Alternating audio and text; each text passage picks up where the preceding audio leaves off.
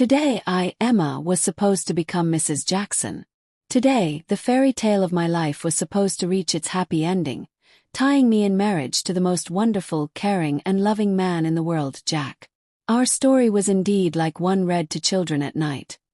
Pure, bright and full of hope. We met in the cool, echoing halls of an art gallery, where I, a restorer by calling, lovingly brought old canvases back to life. I lived amidst the scents of linseed oil, turpentine and ancient dust. He, Jack, a successful and already renowned architect, came there seeking inspiration for his new, ambitious project. Fate brought us together in front of a Monet painting with its famous water lilies. I was telling a small group of tourists about the master's technique, and he stood a little way off, and I could feel his gaze on me. When our eyes met, I drowned in their blue depths, as deep, serene, and endless as a summer sky over Provence. From that moment on, my world narrowed to that gaze. Jack was my soulmate, my missing puzzle piece, one I never even knew existed. He admired my hands, which could toil for hours over a tiny fragment of canvas, and I revered his ability to see music in frozen architecture. He understood me without words, finished my sentences, brought me coffee at the exact moment I felt my strength waning, and made me laugh until I cried with his silly jokes. He was my anchor and my wings at the same time. Our relationship was a perfect idyll, a crystal-clear happiness, marred by only one shadow: my stepmother Isabella. She entered our family 5 years ago, a year after cancer took my mother from me. My father, a man of business, immersed in his projects, desperately needed someone to fill the deafening void in his huge house and his life. Isabella, a striking platinum blonde with a predatory, calculated smile and eyes the color of aged whiskey, was perfect for the role. 15 years younger than my father, she always craved the spotlight, basking in the rays of admiration. Our relationship was strained from day one. I saw right through her cold calculation, her all-consuming egoism, and her absolute indifference to the feelings of others unless they served her purposes. To my father she was a salvation, to me a snake in a silk dress. Isabella constantly and very subtly tried to compete with me. In clothes, in my father's attention, even in culinary skills, each time accidentally, preparing his favorite dish on the same evening I did. When I introduced her to Jack, a strange, appraising glint flickered in her whiskey-colored eyes, which I, in my blind infatuation, dismissed as simple female curiosity. How cruelly mistaken I was. A week before the wedding, Jack left for an urgent business trip to Chicago. I was left alone in our cozy apartment, completely immersed in pre-wedding preparations. Seating charts, final confirmations with florists, menu approvals. One evening, when I was ready to howl from exhaustion, Isabella called me. Her voice was dripping with honey. She offered her help, and I, utterly drained, gratefully accepted. We sat in our warm, brightly lit kitchen, sorting through guest name cards and sipping expensive Californian wine that she had brought. Isabella was surprisingly sweet and caring. She asked me about Jack, about our plans for the future, about how I envisioned our family. And I, relaxed by the wine and her feigned interest, openly shared my boundless happiness, telling her about the little things that made our love special. "You love him so much," she said, thoughtfully twirling the wine glass in her slender fingers. "And does he love you? Just as much? More than life itself?" I answered without a second thought, with a smile. "We were made for each other. I feel it in every fiber of my being." "Love is a fragile thing, Emma," she said mysteriously, and for a moment her gaze became sharp. "It must be protected. One wrong move, and it will shatter into 1,000 pieces." The next day, waking up with a slight headache and a vague unease from her words, I decided to surprise Jack. I wanted to see him, to hug him, to feel his strength and dispel that strange feeling. I had baked his favorite apple pie during the night, the aroma of which, I thought, could heal any soul, and bought a ticket for the first morning train to Chicago. The journey flew by in happy anticipation. And there I was, standing at the massive door of his room at the legendary Drake Hotel. I knocked once, twice. Silence. Then I took the spare key card from my purse, which Jack had given me just in case, saying, "So you can always enter my life," and quietly opened the door. The room was dimly lit. The curtains were drawn. A heavy mix of scents hung in the air. His expensive cologne and someone else's cloyingly sweet perfume. Clothes were scattered on the floor. His crisp white shirt, crumpled trousers, and next to them, a red silk dress. The very dress Isabella had been wearing yesterday. It lay on the floor like a bloodstain at a crime scene. My heart didn't just sink. It stopped. Time froze. On tiptoe, afraid to breathe, I walked into the bedroom. And I saw what shattered my universe into before and after. On the huge bed, tangled together, slept Jack and my stepmother. His hand rested on her blonde hair, and hers on his chest. They slept peacefully like children. In that moment, I felt neither pain nor anger. Only an icy, all-consuming calm that comes before the most terrible storm. It was a self-preservation instinct. Without thinking, I took out my phone. With trembling hands, I took several pictures.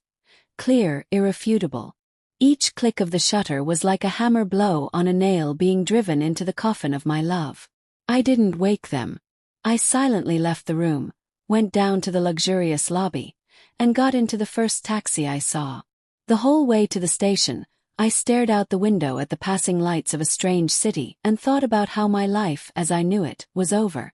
The pie in the box on my lap seemed like a cruel joke.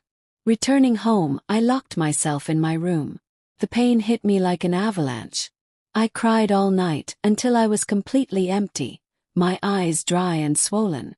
And in the morning, after washing my face with icy water and looking at my reflection, at a strange woman with dead eyes, I made a decision.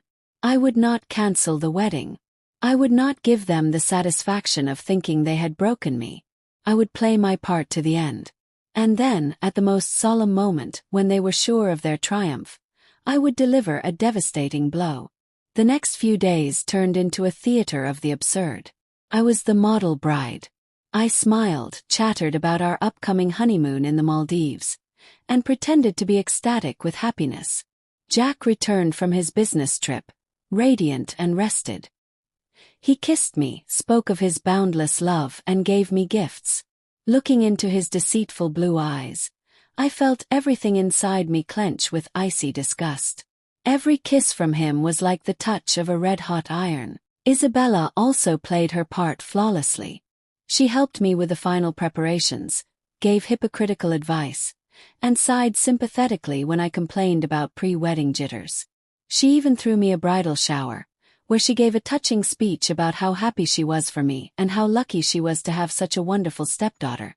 I listened to her, drank champagne, and thought about how snakes, too, can have beautiful, smooth skin. On the wedding day, I woke up with absolute clarity in my mind and steel in my heart. I put on my magnificent French lace gown, had my makeup done flawlessly, and wore my hair in an elegant updo. Looking at my reflection in the mirror, I saw not a naive, lovesick girl, but a queen going to war to defend her honor. The ceremony took place in an old mansion on the lake shore. About 200 guests sat on chairs adorned with white roses. In the front row sat my father, proud and happy. Next to him was Isabella in a form-fitting emerald dress that highlighted her figure and predatory beauty. Jack was waiting for me at the altar. In his expensive tuxedo, he looked like a classic Hollywood hero. Perfect picture.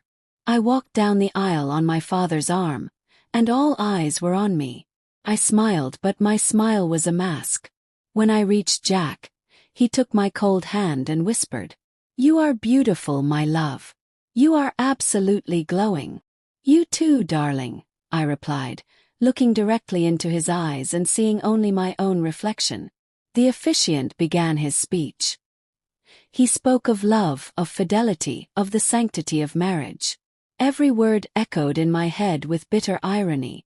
When he uttered the fateful phrase, "If anyone knows any reason why this marriage cannot be lawfully joined, let them speak now or forever hold their peace," I took a step forward.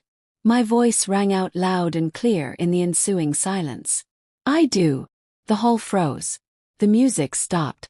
Guests exchanged bewildered glances. Jack turned pale as a sheet and tried to grab my hand. "Emma, what are you doing?" "This isn't funny," he hissed. "I'm doing what I should have done a long time ago," I replied and turned to the guests. "Dear friends, thank you for coming to share with us what I thought would be a happy day. But unfortunately, there will be no wedding." I paused, savoring the universal shock. "The thing is, my fiancé," I pointed to a petrified Jack, "and my dear stepmother," I shifted my icy gaze to Isabella, "are, it turns out, madly in love with each other.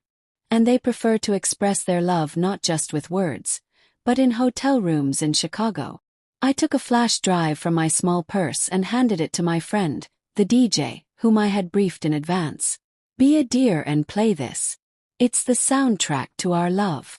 On the large screen set up behind the altar to show our love story, photos appeared. The very ones. There were Jack and Isabella kissing passionately. There they were, embracing by a window with a view of the night city. And then the grand finale. The two of them asleep in the same bed. A collective gasp of horror swept through the hall. My father jumped from his seat, his face contorted with pain and disbelief. He looked from the screen to his wife. Isabella covered her face with her hands, and Jack stood as if struck by lightning, unable to utter a word. "I'd like to add one more thing," I said, my voice trembling with suppressed tears. "I loved you, Jack. I trusted you more than I trusted myself. And you trampled on my feelings, my faith in love. And you, Isabella," I turned to my stepmother, "you were never a mother to me, but I never asked you to be. I just wanted you to make my father happy. But you chose a different path. You decided to take the most precious thing I had from me." I pulled the magnificent engagement ring with its huge diamond from my finger and threw it hard in Jack's face. The metal clinked against a button on his tuxedo. "You can have it. Maybe it will bring you happiness. Though I highly doubt it." With those words, I turned and walked away from that hall, from that fake, rotting fairy tale. I walked with my head held high without looking back, hearing behind me my father's shouts, Isabella's sobs, and the angry exclamations of the guests. But I didn't care. I was free. I stepped outside and took a deep breath of the fresh, cool lake air. Tears streamed down my cheeks, but they were tears not of grief, but of relief and cleansing. I knew that a new life awaited me, a life where there would be no room for betrayal and lies. I was wounded but not broken. I was strong, I was free, and I was ready for my own new, real beginning. If you like this story, please like this video, subscribe to the channel and share your impressions of this story in the comments. To listen to the next story, click on the box on the left, and thank you for watching.